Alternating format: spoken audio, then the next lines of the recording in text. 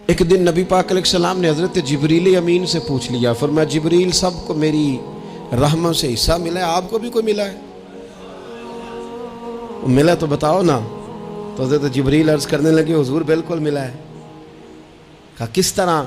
عرض کی یا رسول اللہ جب سے ابلیس کا انجام دیکھا تھا نا، ڈر آتا تھا خدا جانے خاتمہ کس طرح کا ہو، لیکن جب آپ آئے، قرآن آیا اور قرآن میں حضرت جبریل کا ذکر آیا تو فرماتے ہیں میں سمجھ گیا اب اللہ نے کرم کر دیا ہے، اب طے کر دیا ہے کہ جبریل امین علیہ السلام کے جو اعزازات ہیں وہ ہمیشہ اعزاز ہی رہیں گے۔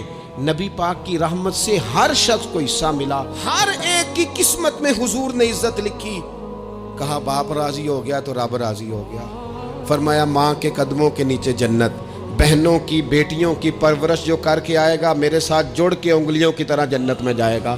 فرمایا تم میں سب سے بہتر وہ جو اپنے گھر والوں کے لیے، اپنی بیوی کے لیے بہتر، میں تم سب سے زیادہ اپنے گھر والوں کے لیے بہتر۔ فرمایا پڑوسی سے حسن سلوک کرنے والوں یاد رکھنا کہ اس کے تو حق اتنے زیادہ ہیں کہ ڈر ہے کہ کہیں وراثت میں شامل نہ کر دیا جائے۔ نبی پاک علیہ السلام نے فرمایا جو بی بی صرف حاملہ ہو، حاملہ، اسے رب کی بارگاہ میں اتنا ہی اجر ملتا ہے جتنا تلوار لے کے جہاد کرنے والے کو ثواب ملتا ہے، اور جب اس کے ہاں بچے کی ولادت ہوتی ہے اللہ اسے شہید جتنا درجہ دیتا ہے، اور جب وہ بچے کو دودھ پلاتی ہے تو ایک ایک گھونٹ کے بدلے رب غلام آزاد کرنے کا ثواب عطا کرتا ہے۔ یا رسول اللہ اسی کی صرف شان ہے؟ فرمایا نہیں، آدمی کے بال سفید ہو جائیں، مومن مسلمان سفید بالوں والا، اگر تم نے اس کی عزت کی تو سمجھ لینا تم نے اپنے رب کا احترام کیا ہے۔ یا رسول اللہ تاجر؟ تو فرمایا سچ بول کے تجارت کرنے والا تو قیامت میں نبیوں کے ساتھ ہوگا۔ یا رسول اللہ یہ عالم، یہ طلباء، یہ دور دراز سے آنے والے لوگ؟ تو محبوب نے فرمایا یہ تو کوئی ڈگری نہیں لیتے، پہلے دن ہی گھر سے نکلتے ہیں تو فرشتے پیروں کے نیچے پر بچھا دیتے ہیں۔ یا رسول اللہ وہ مزدور دیکھا، مزدور سڑکوں پہ بیٹھا، رول گئے لوگ اپنے مطالبات کے لیے احتجاج کرتے۔ وہ کسان دیکھے دنیا سو رہی ہے، ٹھنڈ میں جا کے فصلوں کو پانی دے رہے۔ وہ ہم نے مزدور دیکھے جن کے ہاتھوں پہ چھالے پڑ گئے۔ لوگوں کی انہوں نے بلڈنگیں کئی منزلہ بنا دی پر اپنے چھت سے پانی ٹپکتا روک نہ سکا۔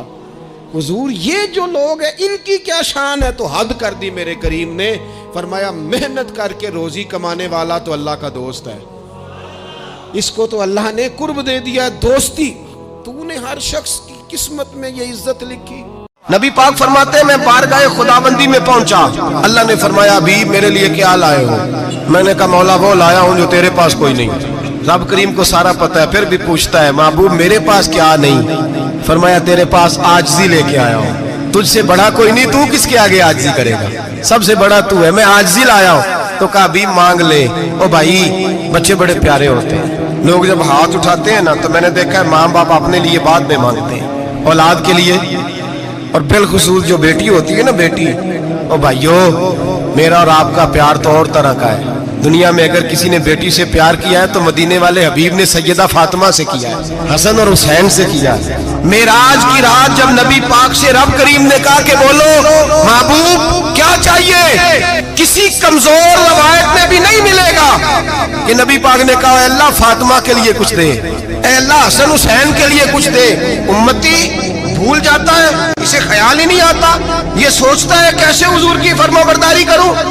میرے نبی کریم علیہ السلام فرماتے ہیں جب رب نے پوچھا کہ ابھی کچھ مانگ لے، نہ حسن کی بات، نہ حسین کی بات، نہ فاطمہ کی بات، نہ علی کی بات، نہ ابو بکر، نہ عمر، نہ عثمان، نبی پاک نے کہا اللہ تو میرے ساتھ گناہگاروں کی بات کر، اے اللہ تو گناہگاروں کی بات کر، یہ بھول جائیں گے، پھٹک جائیں گے۔